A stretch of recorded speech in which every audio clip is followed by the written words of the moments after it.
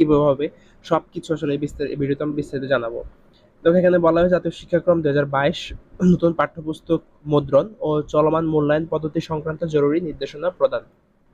এখানে বলা হয়েছে জাতীয় শিক্ষাক্রম ২০২২ এর বিষয়ে মাঠ পর্যায়ের অভিজ্ঞতা তথা অভিজ্ঞজনের অভিমত, গবেষণা ও জরিপ থেকে প্রাপ্ত তথ্য অনুসারে এই শিক্ষাক্রম বাস্তবায়নে শিক্ষকগণের প্রয়োজনীয় প্রস্তুতির ঘাটতি, পাঠ্যপুস্তকে পাঠ্য বিষয়বস্তু ও মূল্যায়ন পদ্ধতি সম্পর্কে অস্পষ্টতা ও নেতিবাচক ধারণা, প্রাতিষ্ঠানিক সক্ষমতার প্রকট অভাব ইত্যাদি নানাবিধ বাস্তব সমস্যা বিদ্যমান থাকায় উক্ত শিক্ষাক্রম বাস্তবায়নযোগ্য নয় মর্মে প্রতীয়মান। তার মানে ২০২২ শিক্ষাবর্ষে যে শিক্ষাক্রম রয়েছে, যে বইটি রয়েছে, এগুলো পরবর্তীতে আর চলমান থাকবে না, এটাই বলা হয়েছে এখানে।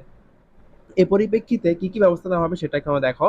এখানে বলা হয়েছে যে প্রাথমিক শিক্ষা স্তরে প্রাক প্রাথমিক, ক্ষুদ্র, নৃগোষ্ঠী এবং প্রথম, দ্বিতীয়, তৃতীয় শ্রেণী পাঠ্যপুস্তক